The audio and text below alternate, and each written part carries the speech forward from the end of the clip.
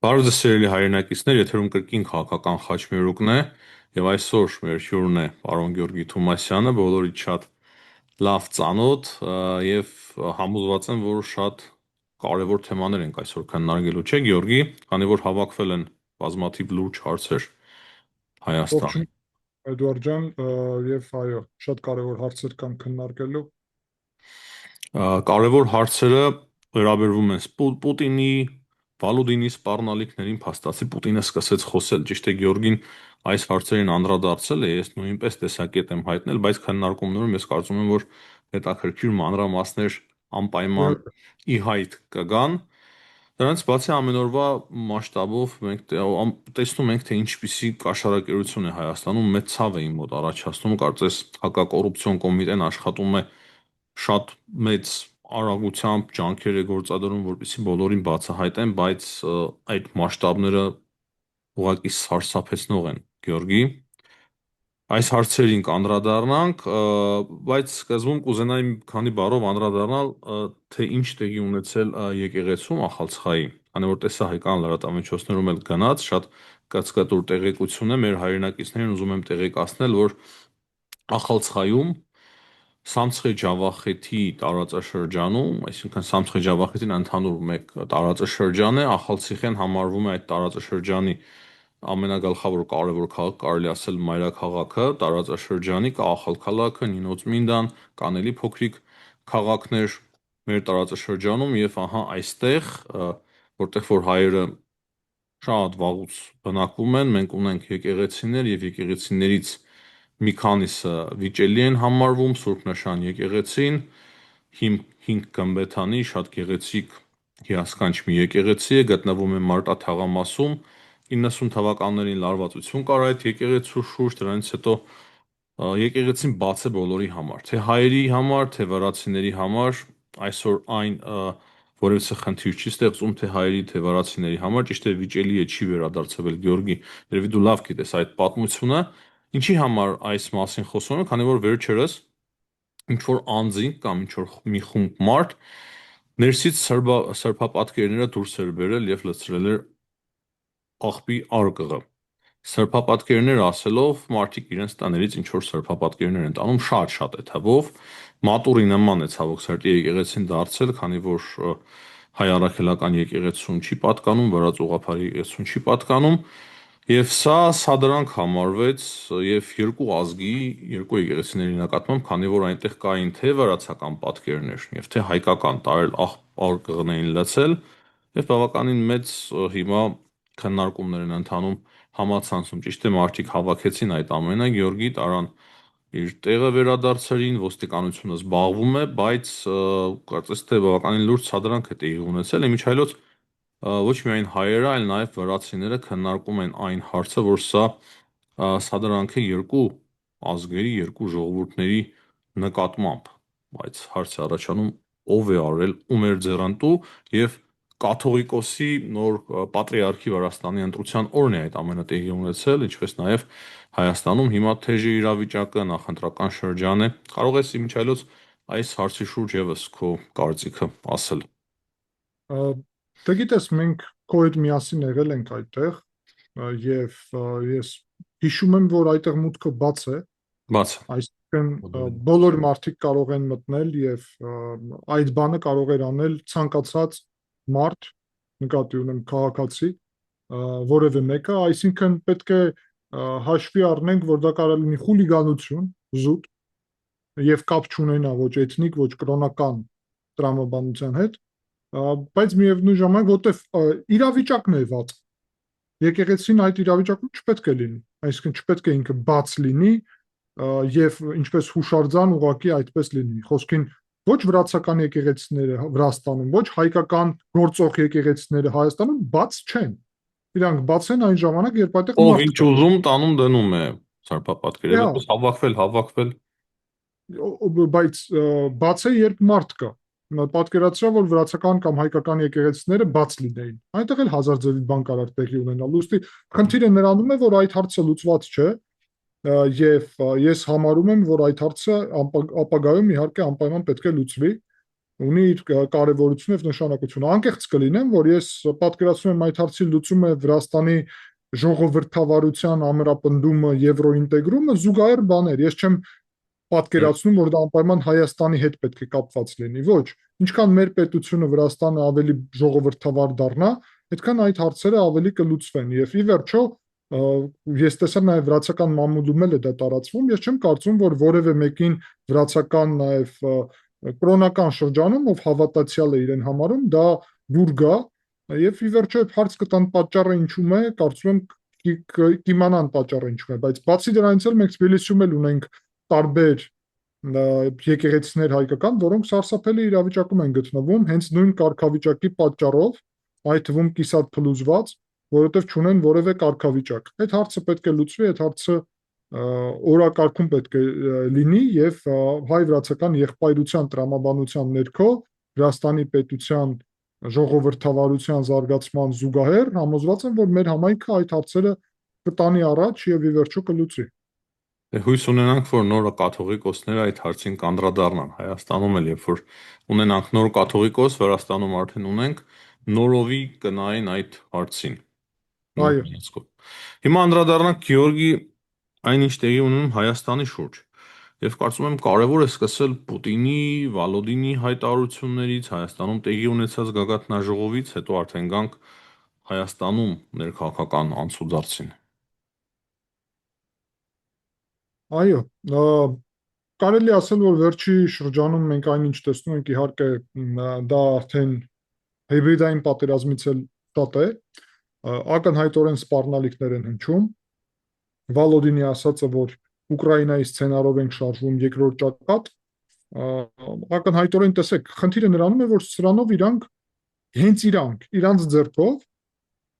ռուսական ռազմակայանը եւ ռազմական օբյեկտները Հայաստանում դարձնում են սպառնալիք։ Եվ հիմա որ մենք սկսենք դա սպառնալիք ընկալել, պետք է ասեն, բայց ինչի եք դուք սպառնալիք ընկալում, որովհետեւ դուք եք խոսում Ուկրաինայի սցենարի մասին, որում Ղրիմում ռուսական բազա կար, որը մի օր Զիլոնի Չիլավեչկի շնորհիվ գրավեց մի քանի քաղաք եւ տարածքներ, հետո հայտարարեց, որ այդ տարածքները ուզում են Ռուսաստանին միանան, Ուկրաինայում ճակատ սկսեց, հիմա որ ասում են երկրորդ ճակատը Հայաստանում Ռուսաստանի դեմ իբրև, այդտեղ ուղղակի հենց իրանք էլ հետո հարց են տալի, բայց մենք սահման չունենք, ինչ նկատի ունեք, ինչ ճակատ։ Խնդիրը նրանում է, որ իրանք այդքան չեն գիտակցում ինչ են անում եւ այդքան ուղղակի ագրեսիվ են, բայց լավ կյանքից չէ եւ լավ իրավիճակից չէ, որ այսպեսի ագրեսիվ են դառել, որ հիմա իրանք նույնիսկ չեն խորանում ինչ են անում, սպառնում են, փորձում են ներսիցել նաեւ ազդել տարբեր գործընթացների վրա, միայն մեկ հույսով, որ մի կերպ իշխանություն են վերադարձնելու։ Ես կարծում եմ դա վտանգավոր է, վնասակար է հայ-ռուսական հարաբերությունների համար եւ այնինչ իրանք անում են, ես նաեւ տեսա տարբեր հայտարարություններ, խոսքին մինչև այդ Զատուլինն էր խոսում, հետո Բագդասարովն էր խոսում եւ այլն։ Ակնհայտորեն իրանք փորձում են Հայաստանը ռուս-թուրքական ճարտարապետության մեջ պատկերացնել։ Ալավյովն էլ խոսեց, Գաբրիելյանովներն են խոսում։ Այո, բոլորը խոսում են, իրանք ուզում են իբրև հիմա Հայաստանի իշխանություններին թրքամետ անվանել։ Բայց կա այդտեղ մեկ խնդիր։ Բայց իրենք ավելի թրքամետ են, ես ինչքան տեսնում եմ ռուսները շատ թրքամետ են։ Բայց ես հետ եմ ուզում, Աղդամում ռուս-թուրքական կենտրոնը որ բացել էին։ Ով էր բացել։ Ռուսաստանը։ Ով էր այդ կենտրոնում նստած։ Կեսում նստած են ռուսները, մյուս կեսում թուրքերը։ Ով է թուրքամետ ստացվում, ով է տարածաշրջան Թուրքիային բերում։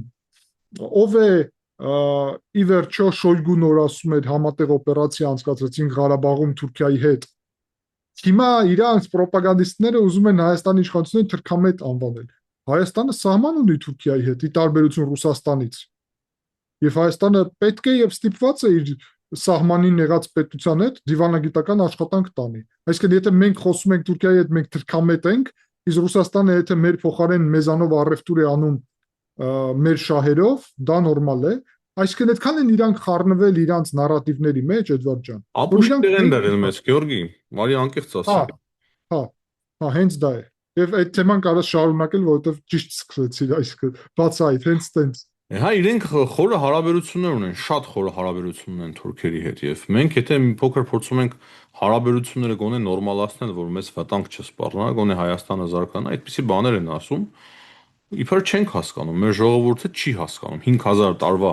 հասարակությունը, հայ ժողովուրդը, իրենք նույնիսկ մեր եկեղեցու շատ տարիքին չկան։ Այո, այո, իհարկե։ 10-րդ դար Մայրաթոր Էջմիածնը իրենցից ինչքան ավելի մեծ է։ Իրանք էլ մեզ չգիտես ինչու տեղ են դարել եւ սպառնում են Ուկրաինայով։ Նույնպես փորձում են ազդել հասարակության վրա, չէ՞ Գեորգի, որպեսզի գնան եւ վախից մարդիկ ընտրեն ում ցանկանում է Կրեմլը, ասում են կփակեն Լարսը, որպեսզի կրկին վախից գնան ընտրեն։ Հիմա ասում են քրեական հեղինակություններին են խառնել այս ամենի մեջ։ Որքան տեղյակ ես դու այդ մասին։ Ես չեմ կասկածում, որ դա արդեն կսկսվի եւ ես տեսնում եմ ինձ եկավ մի քանի տեղեկատվություն, առաջի հերթին մեկը հանրային է Բաղրամյան 26-ը, որ տարածել է 3 կարծեմ, նրա մասին, որ ակտիվորեն Ռուսաստանում ախալքալաքի գործարարներին փորձում են ներգրավել, դա լուրջ հիմա թեմա է, Հայաստանում քննարկվում է, դա իրանց աղբյուրներն են, բայց ես կարծում եմ դա նաև լրիվ տրամաբանական է, այսինքն ճնշում են ջավախքի գործարարներին, ով Ռուսաստանում են, որ իրանց գյուղացիներին, համագյուղացիներին նաև դրթեն գնան մասնակցեն ընտրություններում, այդտեղ խոսքը գնում, որ $100 են առաջարկում բացի ծախսերը հոգալուց, որ գնան քվյարկեն, ուղղակի զգուշացնում եմ ամեն ձև փորձում եմ զգուշացնեմ, որովհետև իրոք այդքան ձայների համար չեմ մտահոգ, որովհետև ես գիտեմ, որ մեծամասնություն տանում է քաղաքացիական պայմանագիրը, ընդ որում ենթադրում եմ, որ սահմանադրական մեծամասնություն, այսինքն 67%-ից ավել։ Դա է իմ գնահատականը, բայց ես մտահոգված եմ, որ Ջավախքի հայերը բանտում չհայտնվեն, որովհետև իրանք $100 կարող են վերցնել, կարծենալ, որ դա նորմալ է, եւ դրանից հետո Հայաստանում իրանք ձերբակալեն եւ հետո այդ խեղճ մարդիկ Խնդիրը գիտես իրականում ինչու մեջ է, Գեորգի։ Ջավախքի հայերը ի տարբերություն Հայաստանի հայերի քիչ են տեղեկացված։ Թե չէ ես օրինակի համար մեզ մոտ տեսնում եմ նույն պատկերը ինչ որ Հայաստանում է։ Մի մասը, նույնիսկ մեծ մասը տեսնում եմ, որ աջակցում է գործող իշխանություններին։ Կա էլի մի երևացող մաս, որը որ չի աջակցում։ Բայց ընդհանուր առմամբ տեղեկատվությունը շատ ավելի քիչ է մեզ մոտ։ Իսկ նրանց ում որ փող է առաջարկում, նրանք ընդհանրապես տեղեկատվության հետ կապ չունեն, հասանելիություն չունեն տեղեկատվության։ Դրա համար ջավախցիները կարող ավելի շատ ձերբակալվեն, քանի որ Հայաստանում հասարակությունը գոնե ավելի տեղեկացված է եւ ավելի զգուշ են, հասկանում են թե ինչ քայլի են գնում։ Ես դա եմ տեսնում։ Եվ դրա համար մենք էլ փորձում ենք ահա այստեղից խոսել եւ բացատրել, տեղեկացնել, որ նման քայլի հանգարտ չգնաք, բանտում կհայտնվեք։ Այո, եւ խնդիրը դրանում է, որ շատերը կարող է Վրաստանում չկա այդպիսի օրենք եւ կարող է հաշվի չառնեն շատերը։ Դա երկրորդը մտածեն, որ ոնց են իմանալու, որովհետեւ հակակոռուպցիոն կոմիտեն այսօր էլ է մարդիկ ձերբակալել։ Այսինքն ես այն ինչ Միքայելոց ասում եմ, Գեորգի, ես չգիտեմ ինչ որքանով կներես ճիշտ է, որքանով սխալ, բայց ինձ տարբեր տեղերից տեղեկություններ են հասնում, որ Հայաստանի իշխանությունները այս հարցով դիմել են նաև Վրաստանի իշխանություններին, եւ Վրաստանի իշխանություններն էլ են զբաղվում այդ հարցով։ Կրկնեմ, 100%-ով համոզված չեմ, բայց նման տեղեկություններ կան եւ նման խոսակցություններ կան ակտիվ։ Այսինքն, եթե Վրաստանի իշխանություններն էլ են զբաղվում, ուրեմն միանշանակ ավելի հեշտ են բացահայտվելու այդ մարդիկ եւ ավելի վատ իրենց համար։ դու գիտես, ես Վրաստանում իշխանության հետ կապ չունեմ, ընդդիմադիր գործունեություն եմ ծավալում, Տեսա ուղղակի որպես տեղեկատվություն, ուստի ես խոսակցության մակարդակ։ չեմ կարող որևէ բան հստակ ասեմ, այսինքն Վրաստանը իշխանությունը ինչ են անում։ Ենթադրում եմ, որ այո, Հայաստանը կարող էր դիմել, անկեղծ ասած ինձ բարդ է ասել Վրաստանի իշխանությունները մի բան է ինչ կասեն Երևանին, երևի կասեն այո, բայց հետո ինչ կանեն ինձ բարդ է ասելը, որովհետև աշխարհակաղակական առումով հաշվի առնելով ռետորաբանությունը, որը հնչում է Թբիլիսիից եւ Երևանից, տարբեր ռետորաբանություն է, հերո չգնամ էլի։ Աշխարհակաղակական առումով, Գեորգի, ես կարծում եմ նույնիսկ Լուկաշենկոն փորձում է մի փոքր օգվել Ռուսաստանից, մի փոքր անկախություն ունենալ։ Այս Դե առումով հիմա Վրաստանին ձեռնտու հաստատ չի լինի, եթե Հայաստանում լրիվ պրոռուսական իշխանություն ձևավորվի։ Այդ ժամանակ այստեղ էլ պետք է փոխեն քաղաքականությունը, արդեն դժվար կլինի խաղեր խաղալ Եվրոպայի եւ չգիտեմ ում միջև։ դե Կբարթանա իրանց մոտ իրավիճակ, այսինքն իրանց մոտ ասելով Վրաստանում, Ադրբեջանում նույնպես։ Ադրբեջանում իհարկե Այդ դրա լյուֆտը կավարտվի խաղալ միանգամից։ բայց ադրբեջանցիք դրա համար էլ շատ են ուզում, որ Հայաստանում ընտրվի Նիկոլ Փաշինյանը ինչ նպատակով, որովհետև իրանք հասկանում են, որ եթե Հայաստանն էլ ռուսական ազդեցության տակ հայտնվի, ադրբեջանցիք Ռուսաստանի բանի տակ են հայտնվում, վերահսկողության տակ, որովհետև Վրաստանը այսօր սենց թե նենց Ռուսաստանի ազդեցության տակ է հայտնվել։ Հիմա Վրաստանն էլ է փորձում Լուկաշենկոյի պես տեսավ Զելենսկիի հետ հանդիպումը գագաթնաժողովի ժամանակ Երևանում, այսինքն ինչ որ քայլեր նախաձեռնություններ։ Թե ամեն դեպքում համաձայնվեցին, չէ՞։ Այսինքն ինչ որ քայլեր են փորձում անել, Միջայլոց Ալեն Սիմոնյանն էլ ասում է, որ եվրոպացիները լավ չեն աշխատում Վրաստանից։ Մենք հիմա Վրաստանի թեմային անցանք, բայց Հայաստանը օգնում է Վրաստանին, ասում է մի փոքր շատ ուշադրություն դարձրեք, ավելի լավ աշխատեք։ Երկու գիտես, կողմից էլ կա սխալ։ Դա Ալենն էր ասում, չէ՞։ Բայց ճիշտ է, հետաքրքիր գաղափար է, հետաքրքիր մոտեցում է, ինչի մասին ես ինքս խոսել եմ։ Հիմա ես չեմ ասում ուղղակի։ դե արի ես անկեղծ լինեմ այս դեպքում, էլի։ Պարոն ազգային ժողովի նախագահը ճիշտ է ասում։ Իր Անկեղծ է, լավ։ պաշտոնից, իր պաշտոնից ելնելով։ Այսինքն իր պաշտոնում ես էլ դա կասեի։ Դու էլ ես ճիշտ ասում։ Բայց ես որ քաղաքական գործունեության մեջ եմ մասնակցում, մենակ վերլուծաբան չեմ, չէ՞։ Լավ չասես։ Դա ինձ արդեն իրավիճակը փոխում է, որովհետև ես ասում եմ, որ ոչ թե երկու կողմն էլ են մեղավոր եւ այլն, այլ ես տեսնում եմ Վրաստանի ցանկությունները կոնկրետ իշխանության խզել Եվրոպական միության հետ հարաբերությունները։ Ամեն դեպքում ասածս Գյորգի կներց, ասա, հետո ասեմ։ Այսինքն նկատի ունեմ այն քաղաքականությունը, խոսքին հեռու չեմ գնա։ Օրերս եղավ Եվրոպական միության օրը, Եվրոպական օրը, մայիսի 9-ին նշվում էր Վրաստանում։ Մենք մեր քաղաքական նախաձեռնությամբ նախ եւ առաջ Վրաստանը ներկա ենք Եվրոպական դեսպանի եւ Եվրոպական միության անդամ պետությունների կողմից նախաձեռնված մշակութային միջոցառման այստեղ։ Իշխանությունների ներկայացուցիչը ոչ միայն չեկան, նորից վիրավորեցին Եվրոպական միության դեսպանին 2 անգամ անձնական, ասացին, որ ինքը ողբերգալի անձնավորություն է։ Վարչապետ Կոբախիձեն ասաց 2 անգամ։ Այսինքն մարտիկով ուզում են իրականում մի քիչ բարելավեն հարաբերությունները Եվրոպական միության հետ, հաստատ Եվրոպայի օրը իրանց նախաձեռնությամբ չեն վիրավորում Եվրոպական միության դեսպանին։ Ադրբեջանցիք էլ են դրանից ոգևորված։ Ադրբեջանը դե տվան, Ադրբեջանը պրո-արևմտյան քաղաքականություն է վարում, բայց եվրոպացիների վրայով կներես անցնում է։ Չէ, արի ճշտենք Վրաստանի դիրքորոշումից մեկ տեսնում։ Ադրբեջանը, ճշտենք, հետաքրքիր բան ես ասում։ Ադրբեջանը պրո-արևմտյան քաղաքականություն չի վարում։ Ադրբեջանը իրական վարում է սուվերեն քաղաքականություն։ Ինքը օգուտ է քաղում արևմուտքից, բայց ինքը արևմուտքի միջամտության դեմ է, որտեղ ինքը ժողովրդավարություն չի ուզում։ Վրաստանում կա ցանկություն, որ Ադրբեջանին նմանվեն, դա ես չեմ ասում, շատ վրացի էքսպերտներն ասում, բայց մեկ տարբերություն կա։ Ադրբեջանը մեջքին ունի Թուրքիան,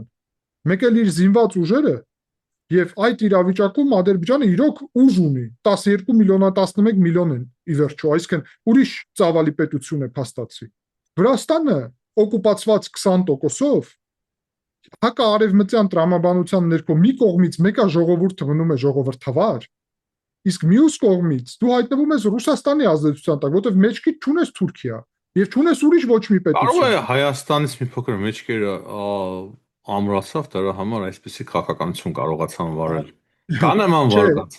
Չէ, իրականում Ռոբերտ Քոչարյանի ասածն է, ցավոք, ես կուզեի, որ դա փոխվի, կարող է էլ փոխվի, տեսնենք, առնվազն մենք ուզում ենք, որ մենք փոխենք, բայց հարցը դրանում չի։ Կարող է պրագմատիկ սկսի իշխանությունները ինչ որ քայլեր անի, չգիտեմ։ Ռոբերտ Քոչարյանի ասածն է, որովհետև իրանք իրոք ուզում են, որ Նիկոլ Փաշինյանին փոխեն եւ հետո Աբխազիայի երկաթուղին բացեն եւ Հայաստանը, Վրաստանը վերադարձնեն Ռուսաստանի ազդեցության գոտի, Ադրբեջանը Թուրքիայի ազդեցության գոտի եւ վերջ։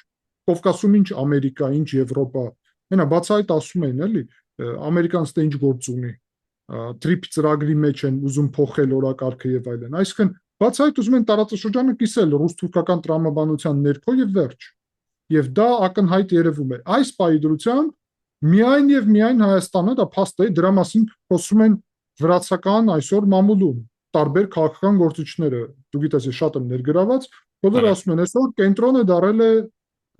Հայաստանը։ Այսօր ժողովրդավարությունը տարածաշրջանում պահում է Հայաստանը։ Այսօր Եվրոպական միության ինտեգրումը տարածաշրջանում պահում է Հայաստանը։ Այսինքն, իհարկե, սա չկարող Վրաստանի այսօրվա իշխանություններին ձեռ տալ, իսկ Վրաստանի ընդդիմադիր ուժերին ձեռ է տալիս։ Օրերս նաև մեկ քաղաքական բանտարկյալ իմ շատ լավ ընկեր եւ ուսուցիչ համալսարանում Էլենե Խոշտարյան, մեկ կուսակցություններից մեկի առաջնորդն է, բանտից նամակ է գրել հայ ժողովրդին։ Եվ այդտեղ գրում է, որ ինքը շատ է հարգում եւ ողջունում հայ ժողովրդին, որ ժողովուրդը շարունակում է պայքարել իր ինքնիշխանության համար, եվրոպական ինտեգրման եւ որ ժողովուրդը գիտակցում է չնայած բարդությունների, որը ունեցել ենք, ուրեմն ինչ կարևոր է հայկական պետությունը ամրապնդել եւ այդ ուղու վրա գնալ եւ մի խոսքով վրաց ժողովրդի անունից ինքը բանտից գրում է այսպիսի նամակ, այսինքն մենք տեսնում ենք, հա, մթնոլորտը, բայց այս մյուս ուժերի տրամաբանությունը լրիվ ուրիշ է եւ վերադառնալով նորից կոարցին, ասեմ, որ ես նոր տեղեկատվություններ եմ ստացել, որ Ջավախքից փորձում են արդեն իօքուտ Գագիկ Ծառուկյանի էլ մարդիկ հավաքել, որ քվեարկեն ոչ միայն իօքուտ Սամվել Կարապետյան, Սամվել Կարապետյանի դեպքում բավականին լայնածավալ էր դա, բայց առաջի անգամ Գագիկ Ծառուկյանի մասին արդեն տեղեկատվություն ստացա։ Իրականում մեզանից փորձում են այդ ամենը պահել, քանի որ այդ ուժերը տեսնում են մեր եթերները, Գեորգիև,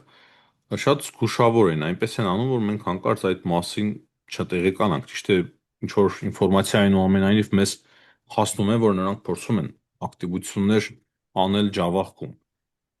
Իսկ ինչ ես կարծում Հայաստանում, որ ամեն օր այդ հակակոռուպցիոն կոմիտեն այդպիսի բացահայտումներ է անում։ Սա հիմք չէ, որպեսզի այդ կուսակցությանը արգելեն ընդհանրապես մասնակցել ընտրություններին։ Ես անցած օրը նույն հարցը տվի նաև Հովսեփ Խուշուզյանին, գիտես ինչի համար։ Մենք ասում ենք, չէ, Հայաստանում ընտրությունները չպետք է կեղծվեն։ Ասում ենք, չէ։ Հիմա Այո, համոզված ենք, որ Հայաստանի այսօրվա իշխանությունները ընտրությունները չեն կեղծում, չէ։ Դա էլ ենք այո, համոզված, որպես փաստ ընդունում ենք։ այո, Հաջորդը, մենք տեսնում ենք համատարած կաշառակերությունը, որը որ տարածվում է ընդդիմության մեջ։ Բնական է, որ հակակոռուպցիոն կոմիտեն չի կարողանալու բոլորին բացահայտել։ Չգիտեմ, ինչ մեծ է տոկոսայնությունը, կարող է 50-60, չեմ կարող ասել, դժվար է։ Բայց փաստ է, որ բոլորին չեն կարող բացահայտել։ Եվ եթե թույլ տան մասնակցելու ընտրություններին, թեկուց եւ սահմանադրական մեծամասնություն ունենա Նիկոլ Փաշինյանը, քաղաքացիական պայմանագիրը, բայց միևնույն է, այդ ուժերը կհայտնվեն խորհրդարանում եւ բավականին էլ մեծ թիվ կունենան եւ դրա մի մասը, մեծ մասը ստացած կլինեն ընտրակաշառքներով, չէ՞։ Այդպես է դուրս գալիս։ այո, Ուղղակի այդպես է, տրամաբանությամբ գնում են կամաց-կամաց։ այո, ճիշտ Եվ է, ստացվում է, որ ընտրությունների այդ մասը լեգիտիմ չի լինելու։ այո, Համաձայն չես իմ հետ։ համաձայն եմ, իհարկե։ Եվ խնդիրը է, որովհետև հիմա երբ իրանք տեսնում են այսօր էլ կար,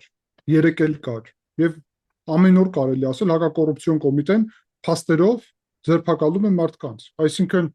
արդեն իրոք անկեղծ ասած, որ տեսնում եմ հակակոռուպցիոն կոմիտեի հայտարարությունը, արդեն գիտեմ, որ ուժեղ Հայաստանի մասին է լինելու նախորոք, էլի, որովհետև հասկանալի է։ Խնդիրը նրանում է, որ իհարկե բացահայտել ամեն դեպքը չի ստացվի, որովհետև այս մարդիկ էլ շատ լավ գիտակցում են, սկսում են հասկանալ, որ այսքան մարդ, որ ձերբակալեցին հեռախոսները լսում են, չեն խոսի էլ հեռախոսով։ Որովհետև հասկանում են, որ Այդտեղ ձերբակալում կար են։ նույնիսկ ցայնագրության մեջ WhatsApp-ով խոսեք, ասում են, մեկը մյուսին հորդորում Հա, է։ օքեյ, WhatsApp-ով խոսեն հիմա, WhatsApp-ը կլսվի թե չի լսվի եւ այլն։ Հարցը դրանում չէ, այսինքն 1000 անգամ ավելի զգուշ կլինեն սրանից հետո եւ նույն բանը ավելի զգուշ կանեն, այսինքն այն, որ հակակոռուպցիոն կոմիտեն ֆիքսել է, դա մենակ մի մասն է իրականության։ Այսինքն Դա արդեն իսկ տեղեկություն կա, որ իրենք փորձում են շրջանցել այդ հեռախոսները, ուրիշ ձևով են։ տրամաբանական է բավական։ Տրամաբանական է եւ խնդիրը նրանում է, որ ծավալները այս կեղծման, այսինքն կաշառքի եւ ընտրությունների վրա ազդելու փորձի աննախադեպ է։ Ուղղակի աննախադեպ։ Անցյալում այսպիսի բան մենակ իշխանություններն են արել Հայաստանում։ Ընդդիմությունը այսպիսի ընտրությունները Հասարակ կեղծելու հաշվարկ է, Գյորգի, գիտես, օրինակի համար մարդ ունի մոտավորապես ասենք 10 միլիարդ դոլար կամ 8 միլիարդ դոլար։ Ռուսաստանի իշխանությունը ասում է, որ ահա այս փողը մեզ մոտ է, Սրանից կծախսես օրինակի համար 1 միլիարդը քո կստանաս իշխանություն, մնացածը խնդիր չես ունենա։ Չես ծախսի, չես վերցնի, ամբողջովին կկորցնես։ 100%։ Ես համոզված եմ, որ հենց այդպես է։ Այսինքն իրանց գումարները այնտեղ դրված են, բայց իրանցը չեն։ Եթե ուզում ես այդ գումարները մի մասը տիրապետես, ապա պետք է սա անես։ 100% այդպես է եւ ես համոզված եմ, որ հենց դա է տեղի ունենում, ընդ որում ոչ միայն Սամվել Կարապետյանի, այլ նաեւ ուրեմն Գագիկ Ծառուկյանի դեպքում էլ եւ ենթադրում եմ Ռոբերտ Քոչարյանի։ Երեքն էլ օլիգարխ են իրականում։ Այսինքն Հայաստանի ընտրություններում մասնակցում է փողը հիմա, որովհետեւ այս մարդիկ կներեք, բայց Գագիկ Ծառուկյանը ինչ աշխարհակաղակական, քաղաքական գործընթացներ, այսինքն ինչ կապ ունի դրա հետ, ինչ է հասկանում։ Ռոբերտ Քոչարյանը բացահայտ օտար պետության շահն է սպասարկում, բացահայտ։ Սամվել Կարապետյանը առհասարակ օլիգարխ է, հազիվ է խոսում առհասարակ, այսինքն իրենց ինչ քաղաքական գործիչ։ Խնդիրը նրանում է, որ ընտրությունները արդեն ինչ որ առումով կեղծվել են ընդդիմության կողմից, որովհետև դու բերում ես ընդդիմություն, որը ունի ահռելի գումար, հիմա ինձ հարց տամ,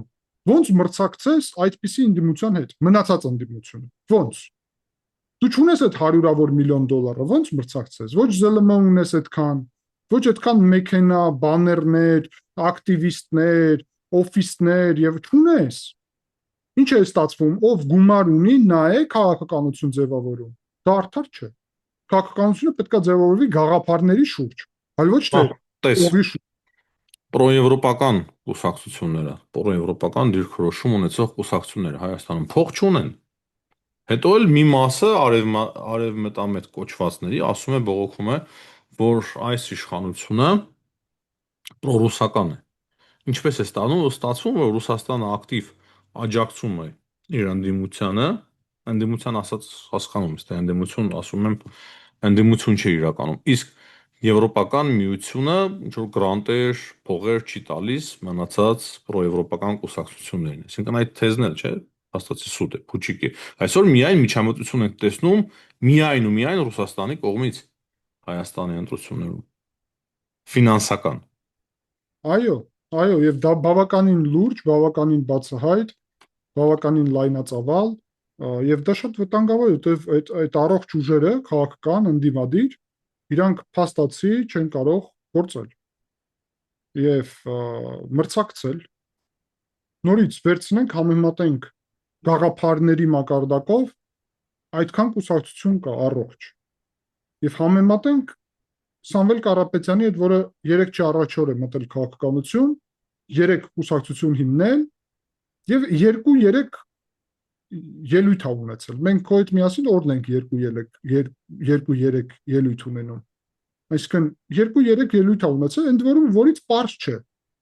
Ինչ է այդ մարդը իրականում առաջարկում։ Ուժեղ բառից բացի ես ուղղակի իրոք չեմ հասկանում տրամաբանությունը։ Եթե անկեղծ լինենք, իր այդ ելույթները իրեն վնասում են, բայց դե մեր գործը ամեն դեպքում թող խոսա։ Հա, իհարկե, վնասում է, Ավելի լավ է թող խոսա։ Թող խոսա։ Էդվարդ ջան, բայց խնդիրը նրանում է, որ ինքը արդեն փաստացի երկրորդ ուժն է հանրապետությունում։ Ընդդիմադիր գլխավոր ուժն է ստացվում։ Այսինքն մենք էլ պետք է քննարկենք, չէ՞, ինչպիսի ընդդիմադիր ուժ ունես, դա անմիջապես համկապ ունի ինչ պետություն ունես դրա հետ ի վերջո։ Եվ իշխանության վրա էլ է ազդում։ Ես ուրախ չեմ, որ քաղաքացիական պայմանագիրը մրցակցում է այսպիսի քաղաքական ուժի հետ, որովհետև դա հեչ քաղաքացիական Ահա այստեղ է, որ պայմանագրի իրենք մեղավոր են, ես դրան եմ տանում։ Շատ հարցերում կարող ասեմ, ես համաձայն եմ արտաքին քաղաքականության հետ, բայց սա ներքին նաև քաղաքականություն է, որը որ կազդի արտաքին քաղաքականության վրա, ներքին ամեն ինչու վրա, ահա այստեղ իրենք մեղավոր են։ Բայց բարդ է, Ռուսաստանը սպառնում է եւ հետո ասում է Սամվել Կարապետյանը ազատ պետք է մասնակցի ընտրություններում։ Հիմա դու ինչ ասում ես մեղավոր են, որ վերցնեն արկել են, հերիք չի Ռուսաստանը արդեն է սկսել ջերմուկ արկել են։ Եթե չարկել են, Եթե չարկել են, ապա փաստացի այդ մարդիկ կլինեն խորհրդարանում ազգային ժողովում ուղակի ինչ որ տոկոսով եւ կարելի ասել Ռոբերտ Քոչարյանի ես չեմ ասում քաղաքական արկել կլինի։ Կոնկրետ փաստեր կան կաշառակերության, մի 15-20 դեպք հավաքվել է։ մասնակցություն նկատի ունես Օրենքը ինչ է ասում այդ մասին։ Ոչինչ չի ասում։ Եթե չի Չգիտեմ ասում, ահա, եթե նորմալ է, խնդիր չէ, թող Գիտեմ մասը։ անկեղծ ասած կոնկրետ օրենքը Հայաստանում արդյոք դրա հիմք տալիս է։ Ամեն դեպքում ես կարծում եմ դա քաղաքական որոշում է եւ ես ոնց հասկանում եմ չկա այդ քաղաքական որոշումը։ Հիմա մեղավոր ասելը այստեղ մի քիչ բարդ է, որովհետեւ այո, ճշմարտության առումով ճիշտ է։ Լավ կլիներ, ճիշտ կլիներ։ Մյուս կողմից երբ Վլադիմիր Պուտինը ասում է 7 միլիարդ առևտուր ունենք, դա մեր ՀՆԱ-ի 25%-ն է, ասում է այդքան հայ է այստեղ ապրում, այսինքն ակնհայտ է, չէ՞ որ սպառնում է, փակել Ուկրաինան հիշեց։ Ուկրաինան հիշեց, սպակել տնտեսությունը, հայերի համար խնդիրներ ստեղծել։ Մենք հենա Թուրքիայի հետ նոր-նորենք հիմա սահմանը բացում։ Այսինքն մեզ ժամանակ է պետք։ Հիմա երկու չարից, որ համեմատում ես, որ չարիքն է ավելավ, արգելես Սամվել Կարապետյանին, որ հետո կասի, բա ես հաղթելու եի ընտրություններում Դա էլ կա, եւ հենց դա հա, էլ կա։ հա, ու հետո ասի այդ կաշառքները հորինված են,